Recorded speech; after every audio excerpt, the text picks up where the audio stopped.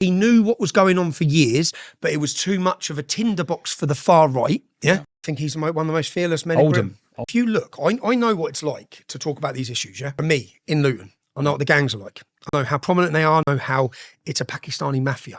Yeah, it's a mafia. Go all the way to the top. The level of violence they're willing to use, the targeting, the harassment. And I look at her and I think, Jesus, tell us about Sammy was a survivor out of Rotherham who come and challenged the gangs, who was the lead person who, along with Andrew Norfolk, I think he was a coward because he knew what was going on. Andrew Norfolk's won all the awards for this, yeah? He knew what was going on, his own words.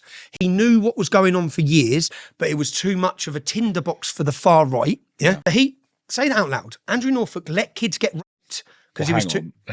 Well, that's what... Yeah, I know, but... He didn't report it. What he says is, he goes, look, I'd known for years that these gangs were active and I knew they were targeting young white girls. He goes, but I was too scared to talk about it, yeah? You coward. You coward, yeah? Well, the truth's the truth. And if it lands you in jail, it lands you in jail. But Andrew Norfolk, do you know when he says he dealt with it? And he saw the emergence of the English Defence League.